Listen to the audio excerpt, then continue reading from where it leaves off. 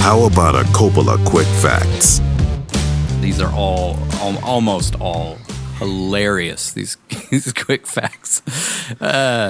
Eva Mendes turned down the option to reprise her role immediately after reading the script.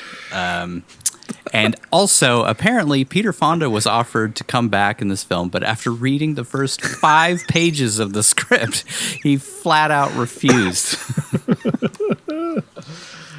But according to the directors, this fit their plans perfectly because they wanted the character to look different to show how Satan is able to inhabit multiple bodies. So that was the plan the whole time, even though they were like, we really wanted Peter Fonda to come back in the behind the scenes. But whatever. Whatever narrative you want to go with. Sure. It was originally intended, as I mentioned, to be a dark and violent R-rated film. That would have fixed much of what fans disliked about the first installment because people complained that the first movie was too cartoony and lighthearted and it didn't fit the Ghost Rider comics, which is true. But Sony got cold feet about the idea and instead wanted to go with the more marketing-friendly PG-13 rating. Boy, did it work out. I mean, technically it did because they made $132 million on this pile of garbage. Nicolas Cage weirded out the production crew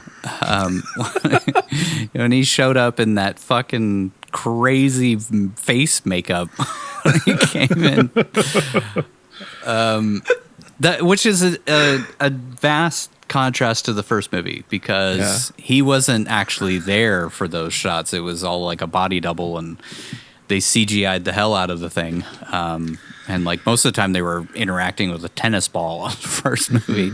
But Cage really wanted to do it with conventional makeup and actually like, you know, scream at people's faces. Like this was shot in Romania and Turkey over a period of 4 months. 4 months churned out this 95-minute powerhouse of cinematic brilliance.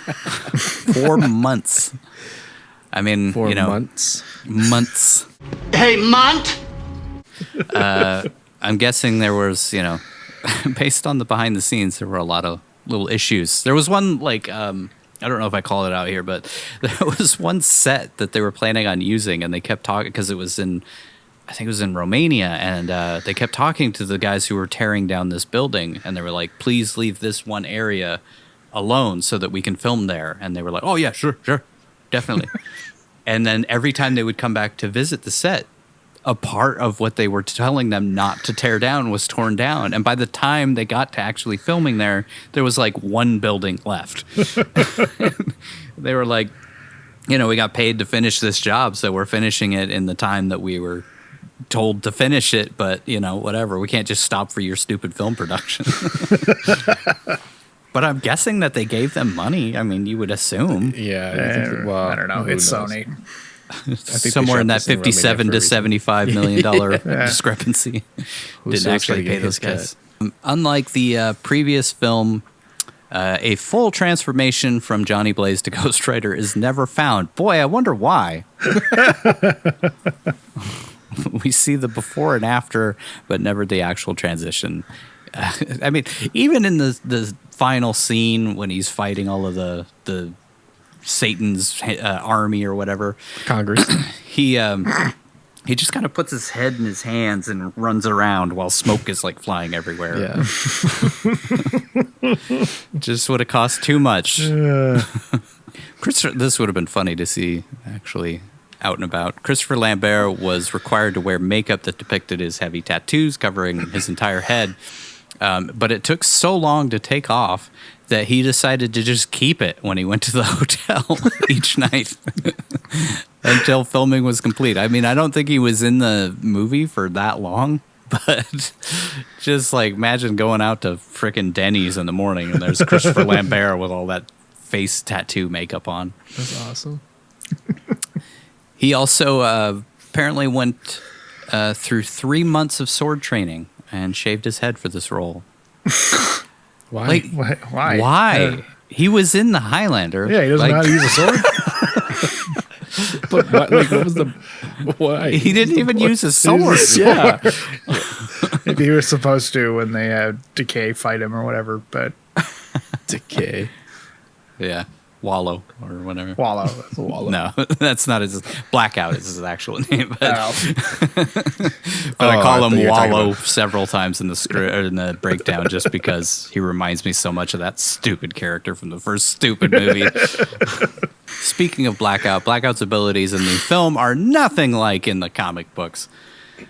The only similarity is in the way he looks. Always best to just throw out the fucking comic books that have been popular forever and just completely alienate any person The hell who do they might be know? a We could do it fan. better. Yeah, that's how it always seems to go. And the only people who don't do that are Marvel. And wow, it seems to be working out okay for them. I mean, they don't They've deviated strictly adhere with some to of it, them, but they do use the comics as a they reference. recognize if something in the comic works for what they're doing, they'll use it. Yeah. So, and this was probably from that time where they were like, "I don't know, that comics are stupid shit." I swear I've heard David S. Goyer say that exact thing. And I think he even said, like, when they were working on Justice League, that he would never put Martian Manhunter in there. I'm like, Martian Manhunter is the one who created the Justice League. What the fuck are you talking about? Who's going to create the Justice League? Oh, Why do you work on Batman. comic All book right. films? Yeah, why are you working on this? Why do you work on anything? Danny, the little kid, is named after Danny Ketch, who is the second Ghost Rider and Johnny Blaze's long-lost brother, who eventually takes on the mantle of Ghost Rider. In the first film, the caretaker tells Johnny to stay in the shadows as his power vanishes in daylight. Well, we will talk about this pretty heavily once we get to it, but towards the end of the film, the sun rises, yet Johnny just functions as the Ghost Rider the entire fucking third act of the movie. He evolved, dude. It's a different character. Yeah, it's different. You make a sequel to a movie like 4 years after the previous one and make it a complete fucking reboot without telling anybody it's a reboot while marketing it as a sequel. Sony. Towards the end of the film, though, when he tells Nadia that he can feel the angel inside of him, that's what they were saying, was like that's how he's able to do it in the daylight, is because he has the angel of justice or whatever the fuck.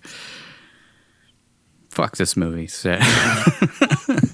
After this film, thank God, the live action rights to Ghost Rider went back to Marvel Studios, who have used it so far only in Agents of S.H.I.E.L.D., but with all of the supernatural stuff that seems to be coming to the MCU right now, I would assume that Ghost Rider is going to make an appearance within the next 5 years, I bet. Hey, they're doing Blade. Maybe they'll bring back David S. Goyer.